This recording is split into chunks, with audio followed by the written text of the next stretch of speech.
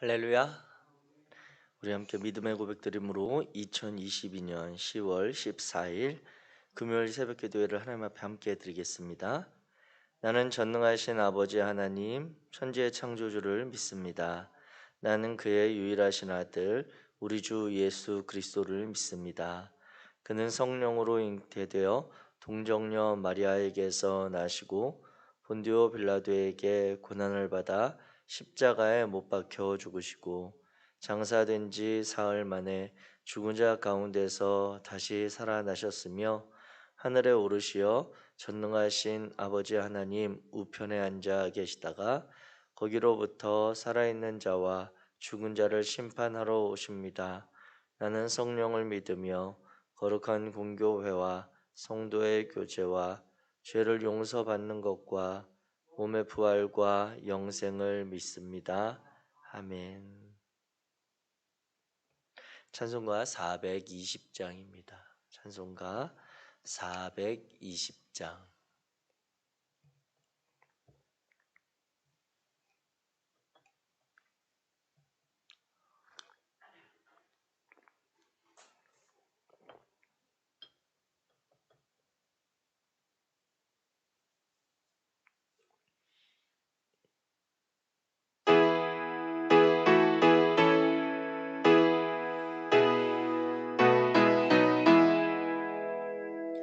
너 성결케 위해 늘 기도하며 너 주 안에 있어 늘 성경 보고 온 형제들 함께 늘 사귀면서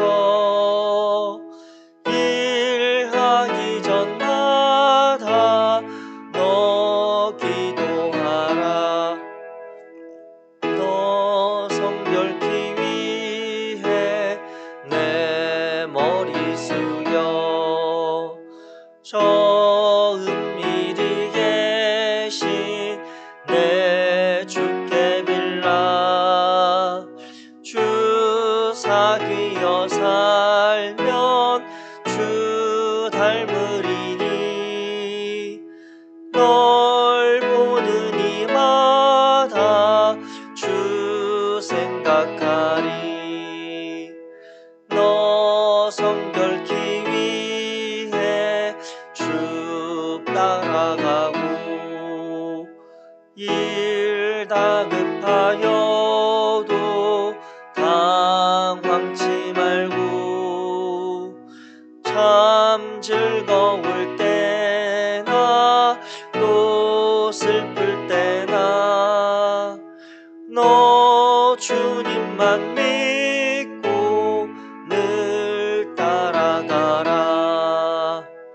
너 성결케 위해 늘 기도하며 내 소원을 주께 다 맡기어라. 너 성령을 받아 주 섬겨 살면 저 천국에 가서 더 잘 섬기리. 아멘. 오늘 함께 읽으실 하나님의 말씀은 구약 성경 느헤미야 13장입니다.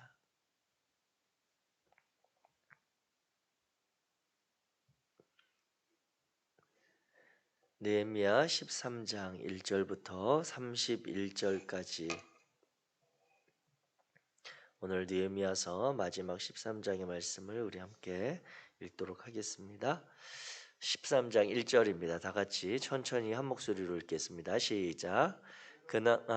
그날 모세의 책을 낭독하여 백성에게 들렸는데 그 책에 기록하기를 암몬 사람과 모압 사람은 영원히 하나님의 총회에 들어오지 못하리니 이는 그들이 양식과 물로 이스라엘 자손을 영접하지 아니하고 도리어 발람에게 뇌물을 주어 저주하게 하였음이라.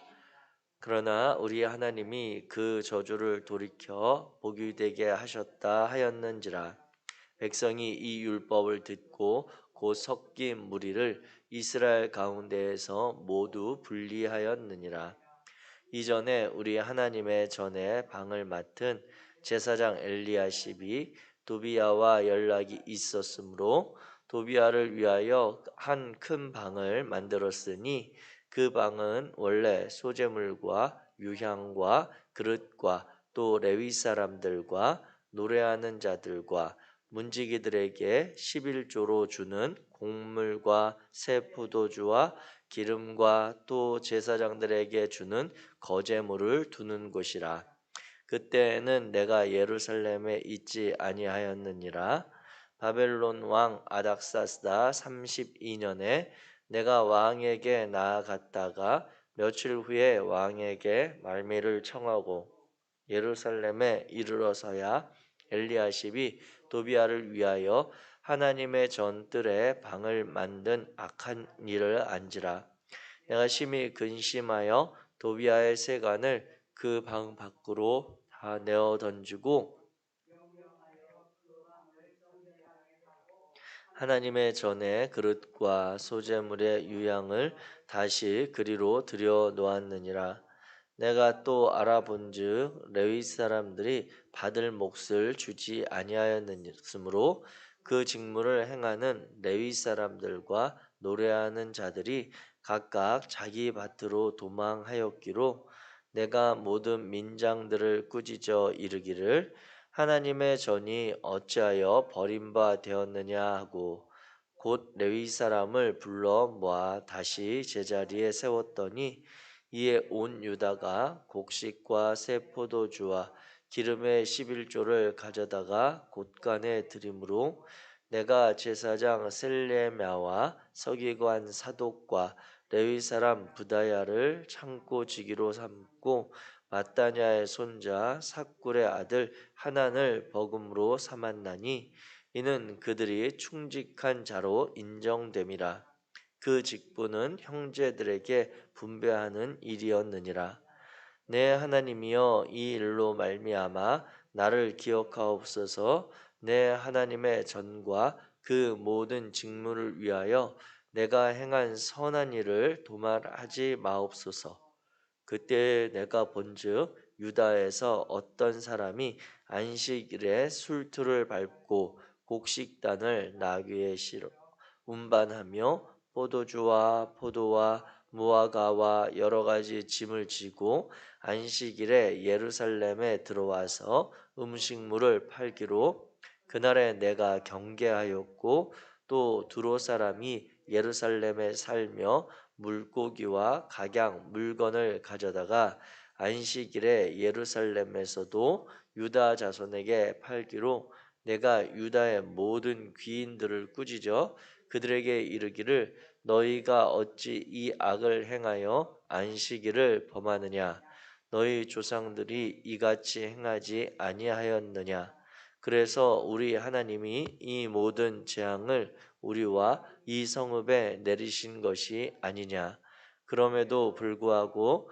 너희가 안식일을 범하여 진노가 이스라엘에게 더욱 심하게 임하도록 하는도다 하고 안식일 전 예루살렘 성문이 어두워갈 때에 내가 성문을 닫고 안식일에 지나기 전에는 열지 말라 하고 나를 따르는 종자 몇을 성문마다 세워 안식일에는 아무 짐도 들어오지 못하게 하였으므로 장사꾼들과 각양 물건 파는 자들이 한두 번 예루살렘 성 밖에서 자므로 내가 그들에게 경계하여 이르기를 너희가 어찌하여 성 밑에서 자느냐 다시 이같이 하면 내가 잡으리라 하였더니 그 후부터는 안식일에 그들이 다시 오지 아니하였느니라.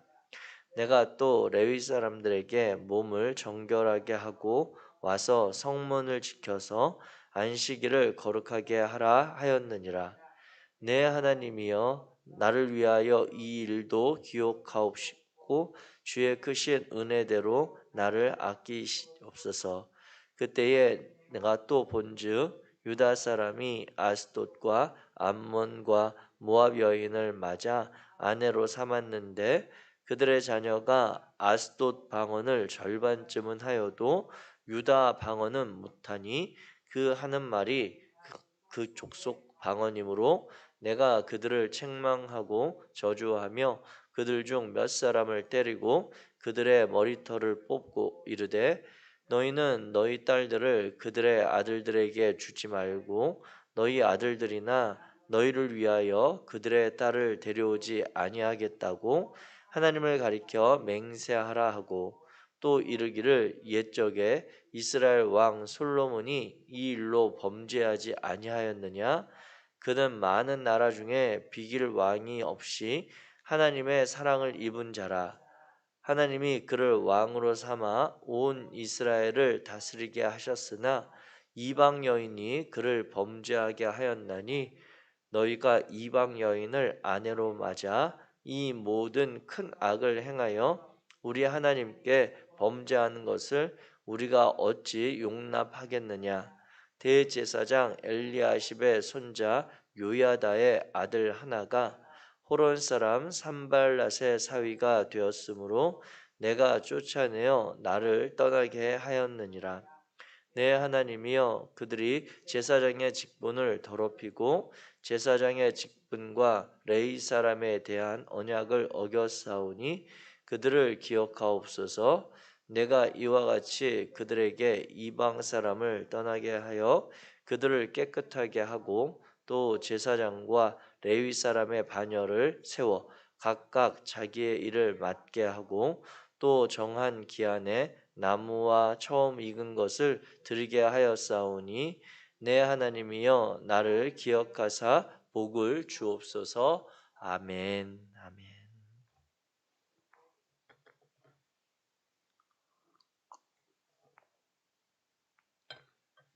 오늘 느헤미야 13장 13 느헤미야의 마지막 장의 말씀을 함께 나누도록 하겠습니다. 이 느헤미야 13장에 보면 이제 느헤미야가 제가 가진 성경의 13장 위에 보면 작은 제목으로 느헤미야의 개혁이다 이렇게 제목이 붙어 있고 그 제목의 내용이 쭉 31절에 이르기까지 기록이 되어 있는 것을 보게 됩니다. 우리가 기억해야 할 것은 개혁이라고 하는 것은 이전에 한 번 개혁이 되었다고 해서 그것이 개혁이 아니라 개혁이라고 하는 말 자체는 그 자체로 끊임없이 계속해서 개혁되어야 하는 그러한 과정에 있음을 기억하시기 바랍니다. 그리고 또한 그것이 바로 오늘 이 시대를 살아가는 하나님의 말씀을 따라 예수 그리스도의 그 십자가의 대속의 은혜를 기억하며 살아가는 우리의 성도의 삶의 자리인 것도 함께 기억하며 오늘 말씀을 살펴보기를 원합니다. 느헤미야가 이제 오늘 본문에 보면 두 번째 이제 귀환한 이후로 바사 그 페르시아 제국에 다시 돌아갔다가 그러니까 그 이전으로 친다면 성벽 공사를 마무리하고 다시 페르시아에 돌아갔다가 다시 돌아와서 그러니까 두 번째 돌아와서 행한 개혁의 내용들입니다. 그런데 그 상황과 그 개혁의 내용을 같이 본다면 먼저 13장 1절에 보면 모세의 책을 낭독했는데 그 가운데 가지게 된 그들의 깨달음과 배움은 무엇이냐면 신명기에 나타난 암몬 사람과 모압 사람은 영원히 하나님의 총회에 들어오지 못하게 해라 라고 하는 그 말씀입니다. 그래서 그들이 이 근거는 무엇이냐면 이스라엘 백성들, 이 유대인들의 조상들이 애굽에서 출애굽하여 광야를 지나 가나안 땅을 향할 때 이 암몬과 모압 사람들이 그들에게 선하게 대하지 않고 그들을 공격하고 그리고 박해했던 힘든 생활을 지내고 있는 그 조상들을 더 어렵게 했던 그 사건으로부터 시작되어집니다. 그래서 그 일들로 인해서 이들에 대해서 영원토록 하나님께서 자신들의 백성을 형제로 대우하지 않고 억압했던 이들에 대해서 구별된 삶을 요청하시는 것이죠. 그래서 3절에 보면 이제 그 말씀을 듣고 유다의 백성들이 이제 섞인 무리들 가운데 이 암몬 사람과 모압 사람들을 구분하는 그러한 작업들을 했던 것입니다. 그리고 나서 뒤에 가면 오늘 본문 가운데 이제 이스라엘 백성들이 통혼하는 그러한 사건에도 23절 이후로 보면 유다 사람이 아스돗과 암몬과 모압 여인을 맞아 아내로 삼아서 생활하고 있는 그런 모습을 발견하게 됩니다. 그래서 이 신명기에 나타난 그러한 말씀들과 이 뒤에 나타난 통혼한 즉 이방 여인들과 결혼해서 가정을 일구고 살아가는 이들의 문제 가운데 하나님께서 우려하셨던 한 가지 그러한 모습들, 그들의 죄악, 조상들의 죄악은 있지만 그것보다 왜 하나님께서 이스라엘 백성들에게 너희의 구별된 그리고 이방 민족들하고 결혼하지 말라고 했는지에 내용이 이제 한 가지는 분명한 힌트가 나옵니다. 그것이 무엇이냐면 24절에 그들의 자녀가 아스돗 방언은 절반쯤 하는데 오히려 유다 방언 즉 이스라엘 민족들의 조상들로부터 하나님의 말씀과 율법 그와 같은 것들을 배울 수 있는 그런 유다의 방언은 못하는 그런 일들이 벌어진 것이죠. 그래서 이제 이스라엘 민족들의 공동체성이나 하나님을 향한 순수한 신앙이 흔들리고 연약해지는 모습을 본 것입니다. 그래서 이 사건을 보면서 느헤미야가 다른 개혁한 사건의 일들보다 훨씬 더 심각하게 개인적으로 분노하고 문제를 삼는 것을 보게 됩니다. 그래서 25절에 보면 그들 즉 이방 여인들과 결혼해서 같이 살고 있는 그 사람들을 책망하고 저주하며 그들 중에 좀 심각하다 여기는 몇 사람은 골라서 잡아서 때리고 그들의 머리털을 뽑기까지 하는 그런 일을 느헤미야가 총독으로서 행한 것입니다. 사실 총독이라고 하는 자리는 이 유대인들과 그리고 암몬 사람이나 모압 사람을 차별해서는 안 되는 자리잖아요. 그냥 행정관리로서 그 땅에 살아가는 사람들에게 필요한 정책과 그리고 제도를 잘 지켜가고 자기를 총독의 자리에 파견한 페르시아 제국의 세금이나 이와 같은 것들을 잘 걷어서 보내면 되는 역할인데 이 느헤미야는 총독 이전에 그 마음의 유다인으로서 하나님의 그러한 신앙, 그 공동체에 대한 열심이 특별했던 그러한 사람이라고 하는 것입니다. 그래서 이와 같이 통혼하고 있는 이들 가운데 몇몇 가정에는 심각하게 본보기로 그와 같은 책망과 그리고 아픔의 시간들을 겪게 하고 그리고 다시 너희가 너희 딸들을 그들의 아들에게 주지 않고 또 그들의 딸들을 너희 아들들에게 데려오지 않겠다고 하나님께 다시 맹세해라 라고 하는 그러한 과정을 통해 이제 이스라엘 민족들을 순수한 혈통으로 이제 지켜가려고 하는 그러한 모습을 볼 수 있습니다. 그런데 우리가 여기서 이 통혼의 과정과 그리고 이 암몬 사람 모압 사람을 여호와의 총회에 들어오지 못하게 하라고 하는 그 당시의 상황과 그리고 오늘 우리 시대를 살아가면서 기억해야 할 것은 무엇이냐면 순수한 혈통 하나님만을 섬기고 하나님을 향하여 올곧은 그러한 신앙을 지켜가기 위해서 결국 우리가 우리끼리 하나님을 믿는 우리들끼리만 그 관계를 맺어가고 지켜가는 것이 과연 그 순수하고 의로운 신앙을 지켜가는 길인가라고 하는 것을 다시 생각해 볼 필요가 있습니다. 어찌 보면 이것은 이 이스라엘의 그리고 예루살렘에 돌아와서 하나님께 새로운 공동체를 지켜가기 위한 이들의 신앙적인 분투의 영향력이 약했던 것이죠. 이방 사람들이 들어왔기 때문에 이방 여인을 아내로 맞았기 때문에 그 자녀들이 하나님에 대한 신앙이 약해지고 이방의 방언을 더 많이 한 것이 아니라 그 가정 자체가 하나님에 대한 신앙을 지켜가고자 하는 노력과 그 열심이 부족했기 때문에 그 이방 여인이 아내로 맞아지고 그 이방 여인과 함께 생활하는 가운데 그 여인을 하나님의 자녀, 하나님을 믿는 신앙의 그러한 관계 속으로 온전히 견인하기 힘들었다라고 하는 것입니다. 왜 그렇습니까? 오늘 본문에 보면 느헤미야가 책망하는 과정 가운데 이스라엘 왕 솔로몬의 일을 범죄한 사건을 이야기합니다. 솔로몬이 많은 이방 여인의 처첩을 자신의 아내로 맞아 이스라엘 땅에 우상 숭배 문화를 들여오게 한 것 맞습니다.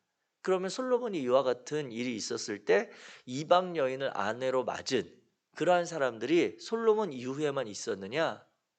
아니요. 그렇지 않습니다. 우리가 잘 아는 모세도 그 아내가 이방 여인이었습니다. 그래서 아론과 미리암이 모세에게 구스 여인을 아내로 맞았다고 맞아들였다고 책망했다가 오히려 하나님의 그런 저주를 받아서 미리암과 아론이 그 공동체에서 한동안 같이 지내지 못하는 질병에 걸려서 있었던 사건을 우리는 기억하고 있습니다.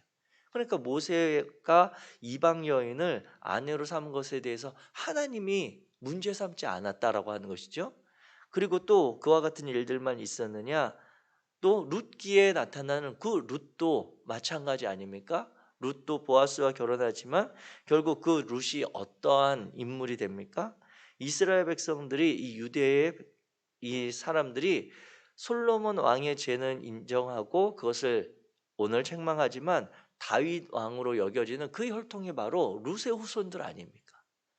그리고 또 여리고성을 점령할 때도 그 기생 라합도 자신이 그 여리고성의 여인이었고 창기였지만 그렇지만 하나님께서 그를 택하여 이스라엘 민족에 속하게 하셨던 그 사건들을 우리가 기억한다면 이방 사람들, 하나님을 모르는 신앙을 가진 사람들이기에 그들이 함께 신앙의 공동체에 들어오거나 아니면 같이 생활하는 것이 문제가 아니라 그들에게 올바르게 하나님을 섬기는 신앙과 하나님이 어떤 분이신지 그리고 그들이 이전에 알고 섬겼던 이방의 신들과 이제 그들이 새롭게 만나게 되고 접하게 되는 그 하나님은 어떤 분이신지의 차이를 명확하게 보여서 그 이방 신들은 우상이요 그 이방 신들은 사람이 자신들의 유익을 위해 만든 존재인 반면 우리가 섬기는 여호와 하나님은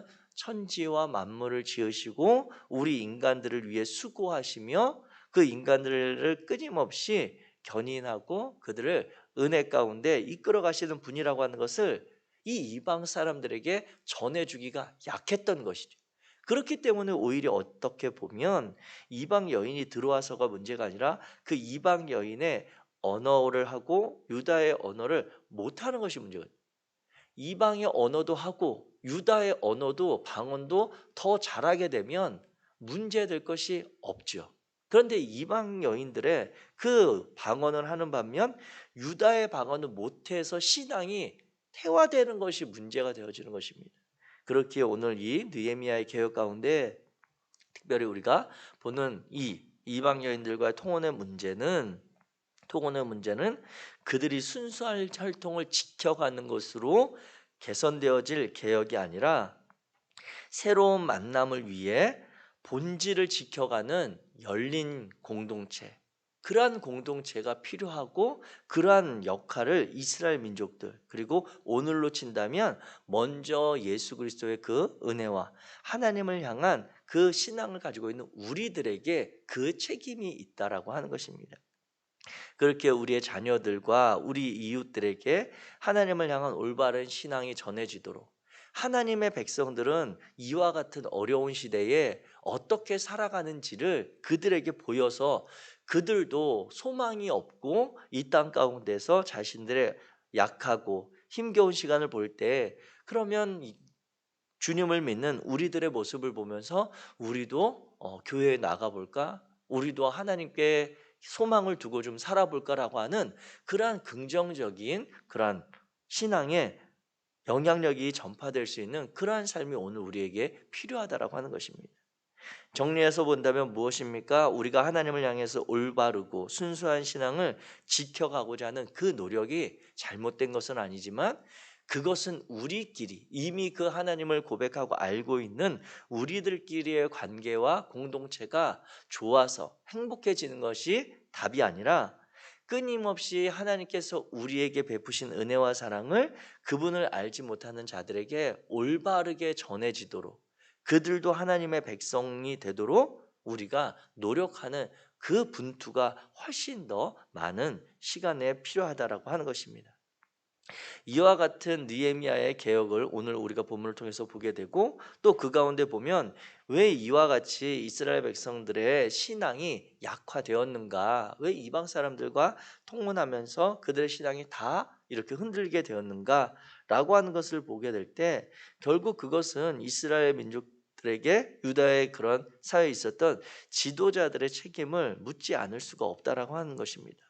오늘 보면 이제 4절 이후에 보게 되면 계속해서 반복되는 이야기와 관계들이 나오는데, 그것은 제사장 엘리야십의 그런 이야기입니다.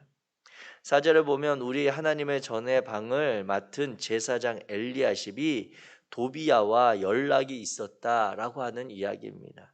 도비야, 우리가 느헤미야를 서를 살펴보면서 몇 번, 아마 최근에 몇 주 동안에 우리가 2주 동안 이 느헤미야를 살펴보는 과정 가운데 금주에는 도비야라고 하는 이름을 제가 새벽마다 안 한 적이 없는 것 같아요. 그 도비야가 어떤 사람입니까? 이 성벽 공사가 재건되는 것을 앞장서서 그리고 아주 적극적으로 반대하고 방해했던 사람이 도비야입니다. 그리고 그 도비야가 암몬 사람이거든요. 그런데 이 암몬 사람 도비야가 제사장 엘리야십과 관계가 있는데, 어떤 관계냐? 사돈 관계입니다. 제사장이라고 하는 이 유다의 공동체, 하나님을 섬기는 그런 공동체에서 행정적인 기능은 없지만 종교 지도자가 이 당시에 유다 사회에서는 최고의 그런 영향력을 발휘하는 지도자인데, 이 지도자가 도비야와 사돈 관계이고, 그 도비야를 위해서 한 큰 방을 성전에 만들었는데, 그 방이 원래 기능이 무엇이었냐면 5절 말씀에 보면 소재물과 유향과 그릇, 즉 하나님을 제사하는 데 사용되어지는 구별된 좋은 그러한 재물들, 그리고 그와 같은 재료들을 보관하는 그런 방이었습니다. 또 그 방에 전에 있었던 기능 가운데 하나는 무엇이냐면 레위 사람들과 노래하는 자들과 문지기들에게 11조로 주는 곡물과 새 포도주와 기름과 또 제사장들에게 주는 거제물을 두는 곳이라고 하는 것이죠. 이것은 다 쉽게 말하면 무엇이냐면 그 방은 하나님을 제사드리기 위한 제물들을 모아두는 곳이고, 또 그 방의 한 기능은 제사장들과 레위인들에게 줄 11조에 해당하는 것들을 모아두는 그런 방이었다라고 하는 것이죠. 어떻게 보면 성전에 있어서 핵심 중에 핵심에 해당하는 그곳을 이 맡은 제사장 엘리야십이 자기의 사돈, 그것도 이방 사람, 더군다나 이 성벽과 성전 공사를 끊임없이 방해했던 그 사람을 위해서 지금 성전 한복판에 가장 중요한 곳을 내어주고 거기에 머물도록, 거기에 사무실을 차리도록 했다라고 하는 것입니다.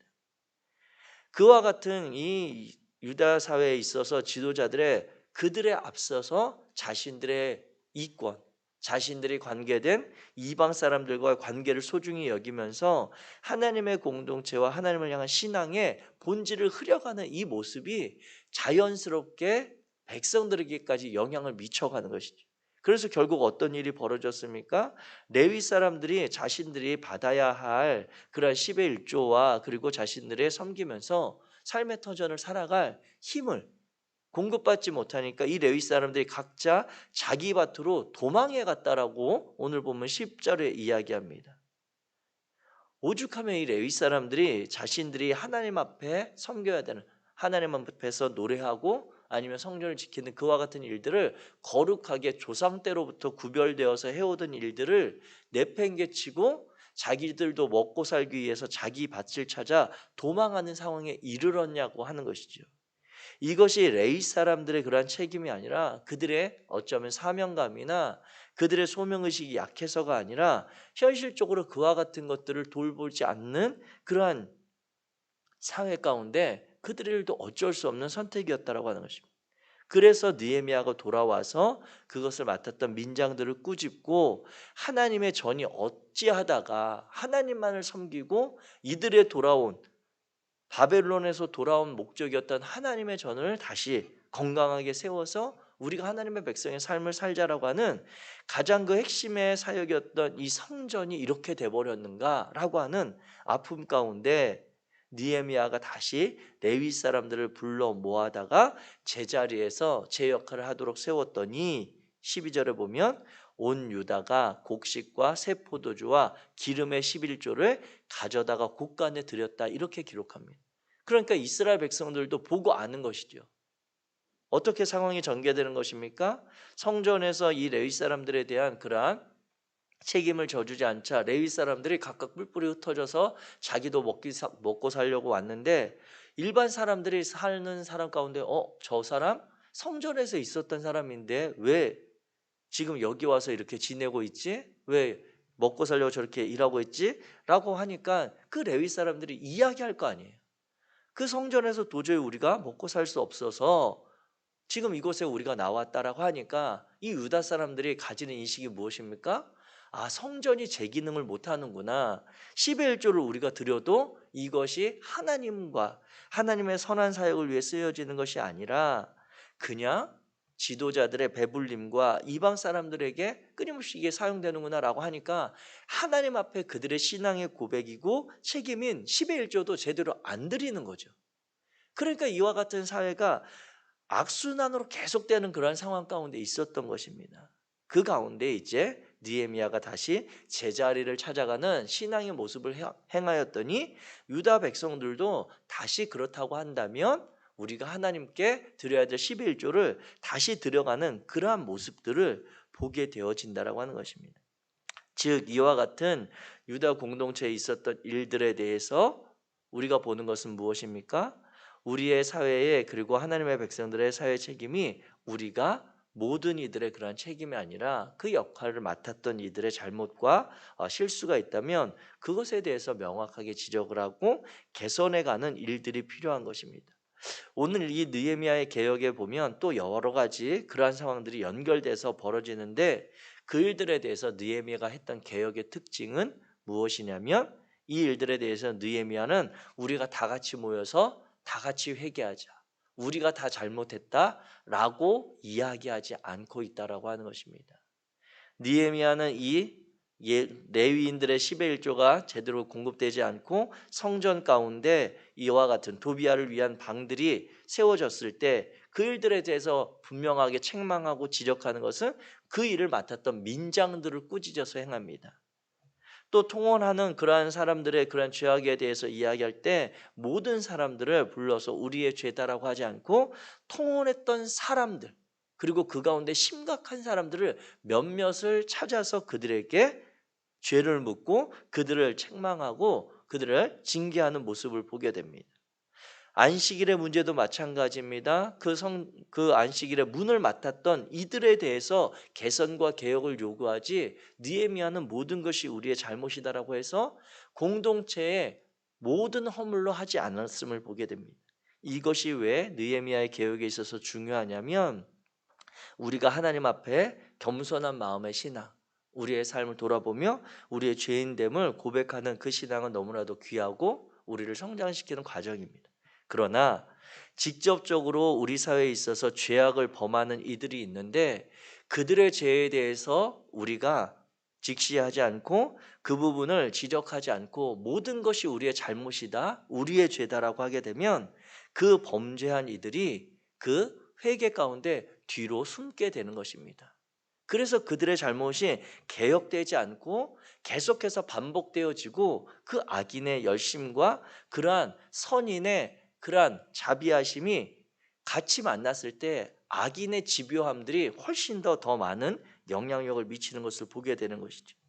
사랑하는 성도 여러분, 오늘 느헤미야 13장의 말씀을 우리가 함께 나누면서 느헤미야가 다시 돌아와서 본 이스라엘 사회의 그러한 부패상, 백성들의 그러한 삶이 하나님을 향하여 신앙이 약하여진 그러한 모습들을 보면서 우리가 돌아볼 것은 우리 자신의 우리의 신앙에 그리고 이 대한민국에 있는 한국 교회들 상황 가운데 우리가 본질적으로 회복돼야 될 그러한 개혁돼야 될 그러한 시작이 어디인가를 같이 분별하며 볼 수 있는 지혜가 필요한 것입니다.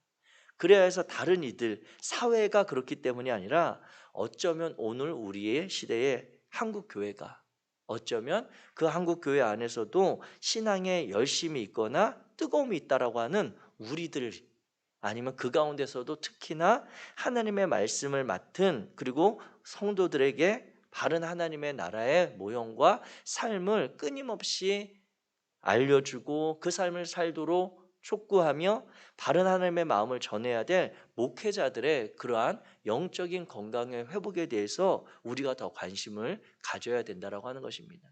모든 목회자들이 잘못이거나 죄악을 범하고 있다라고 하는 것이 아니라 목회자들 가운데 잘못하거나 범죄하였을 때 그것이 하나님의 영광을 가리는 것이 아니라 그와 같은 일들이 반복되도록 방치하는 것이 하나님의 영광을 가리는 것입니다.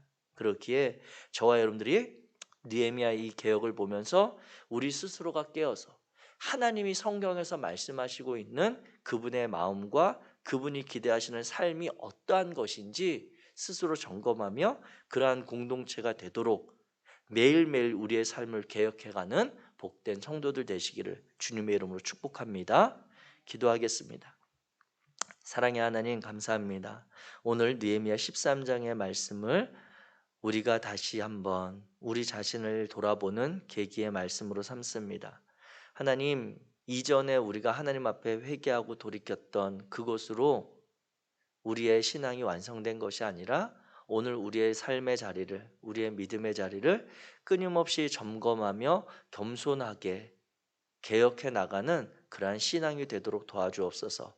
어제보다 오늘 하나님의 말씀에 더욱 순종하는 자들 되게 하시고 오늘보다 내일 하나님의 말씀에 더 깨어서 우리의 삶을 분별해가는 지혜가 있도록 도와주옵소서. 바라기는 하나님 이 시대 가운데 한국 교회에 대한 그러한 우리의 민감함을 허락하시고 하나님께서 이 시대에 찾으시며 영적으로 이 사회를 새롭게 견인해 갈 수 있는 교회의 역할이 온전히 회복되도록 우리 공동체들을 돌아보게 하여 주옵소서.